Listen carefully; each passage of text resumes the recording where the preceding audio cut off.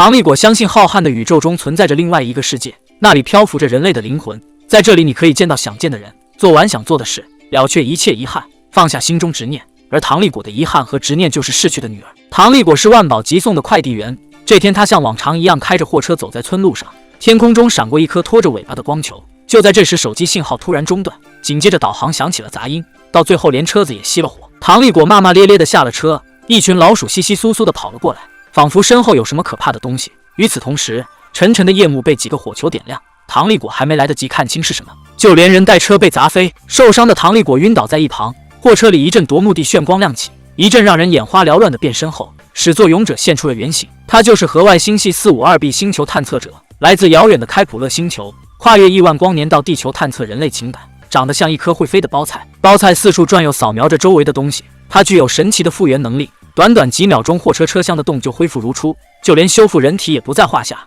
处理完这堆烂摊子，包菜躲进了唐立果的笔记本电脑里。这起陨石坠落事故被各大媒体报道，当事人唐立果也上了电视。他清楚地记得自己昏迷前被砸得遍体鳞伤，但摸来摸去身上却没有任何伤口。万宝集送的老板王若水和唐立果关系要好，得到消息他第一时间赶到医院。王若水以为唐立果是在编故事，好借不可抗力的因素免除公司责任，只夸他干得漂亮。唐立果出院后，货主们纷纷找上了门，其中损失最为严重的就是淘宝店店主田静。唐立果和田静在网上合作了3年，第一次见面就被送了这么一份大礼，他的小本生意实在有些吃不消。田静咋咋呼呼让唐立果尽快解决赔偿的事，唐立果劝他先别着急，可以的话先把发货单的第3联交给自己，也好帮他把保险金要回来。这单子是田静理赔的唯一凭证，他有些担心唐立果出尔反尔。唐立果拿出存了自己全部身家的银行卡作为抵押交给了田静，并告诉他密码是自己女儿的生日。田静嘱咐唐立果不准弄丢单子，他满口答应再三保证，结果上个厕所的功夫就不小心将单子冲进了马桶。唐立果一筹莫展地回到家，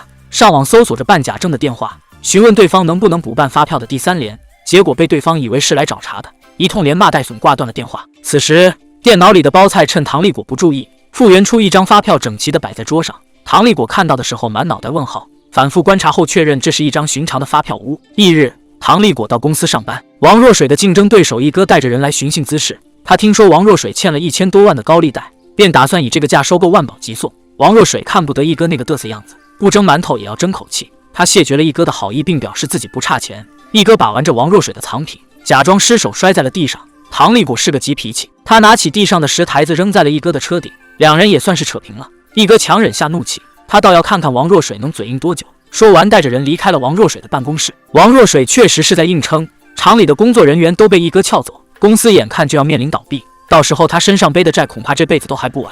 眼下这种情况，唐立果只能把自己的钱赔给田静。田静把钱取出后将卡送了回来。田静第一次到唐立果家来，他好奇的四处打量，一直听唐立果说起自己的女儿。这次拜访田静还特意给孩子买了条小裙子，没见到人影便随口问了一句，这才得知女孩早在3年前就去世。那天唐立果带着女儿送快递，到了客户楼下，他让女儿乖乖待在车里玩手机，自己上楼跑一趟。前后不过5分钟的时间，女儿就遭遇车祸身亡。附近路段没有监控，没人知道这5分钟里究竟发生了什么。田静有些生气，两人虽然没见过，但认识的时间也不算短，这么大的事唐立果却从来没说过。唐立果有些抱歉，他原本是想说的，但突然觉得如果有人觉得女儿还活着，也未尝不是一件好事。与其说想让别人觉得女儿还活着，不如说是唐立果无法接受这个事实。知情人都觉得他得了心病，妻子也受不了离他而去，但唐立果始终无法劝自己放下。他常常看着照片里视频里的女儿，一看就是一整天。这时电脑里突然发射出一阵电磁波，紧接着屏幕上出现一片神秘的星云。唐立果试探地伸出手，惊讶地发现他的手仿佛真的进入了一个未知空间。他又朝屏幕里扔了2个玩具车模型，还倒了杯水进去，不多时水被喷了回来。一辆真正的豪车出现在房间，一起冒出来的还有神奇的外星生物包菜。包菜不喜欢地球上的水，那会对他造成严重伤害。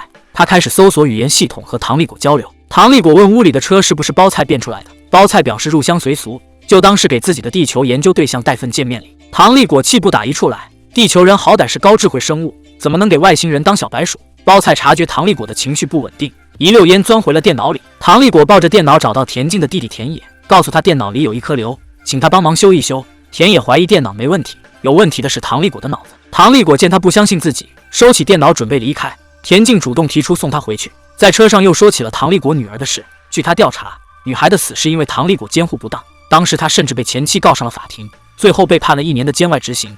唐立国反驳自己当时在法庭上的陈述全是事实，他很爱女儿。对于田径反复揭人伤疤的做法，唐立国表示他没资格给自己上课。田径认为唐立国总是这样，遇到事不找自己的原因，比如这次的车祸，明明是疲劳驾驶，还编故事说被陨石砸了。唐立国气不打一处来，拉起田径带他看了那辆凭空出现的豪车，接着又带他见证了车子从无到有的过程。田径觉得不可思议，过了好久才接受这个事实。他兴奋地拿出唐立国的电脑，想要一间实体店铺作为见面礼，很快便心想事成，得到包菜送的见面礼。当晚，王若水把唐立国叫到了地下停车场，表示准备升他为董事长兼总经理，自己则准备找个庙闭关2天。说话间，几个年轻人来到停车场，为首的名叫威廉，他们砸坏了王若水的车子，让他赶紧还清欠下的1000多万。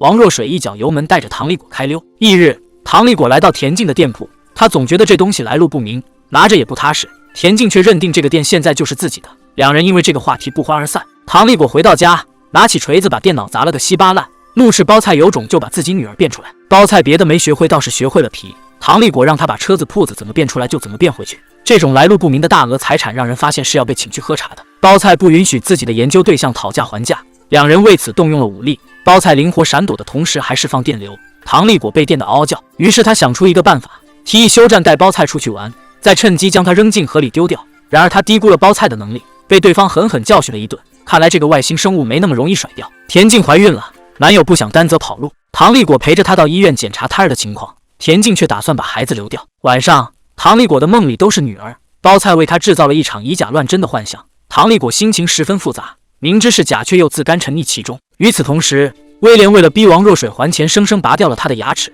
唐立国接到消息后火速赶到，此时王若水生无可恋，准备跳楼自杀，两人拉着肩一起掉下了楼。好在包菜就在身边，一番操作后让两人完好无损地落在楼下。王若水好奇地给救命恩人拍照，脑子里已经开始盘算这宝贝值多少钱。这一幕也被威廉的小弟看到，救下王若水。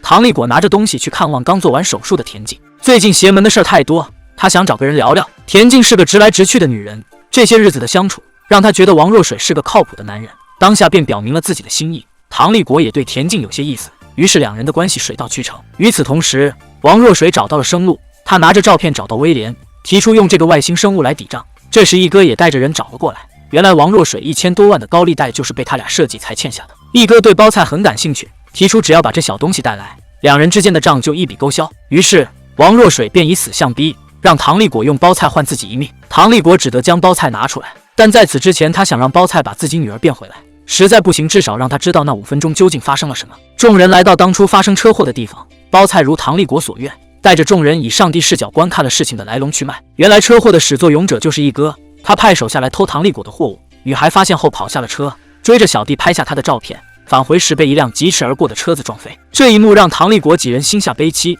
分开后，他带着包菜来到一片宁静的树林，女儿就是他的贪念。唐立国希望能回到过去，哪怕为此付出生命。这时一哥打来电话，让唐立国带着包菜来交换田径和王若水。唐立国马不停蹄来到一哥的地盘，将包菜放在桌上。一哥问他这东西怎么用，田径抢答说扔到水里就行。众所周知，包菜最讨厌的就是水。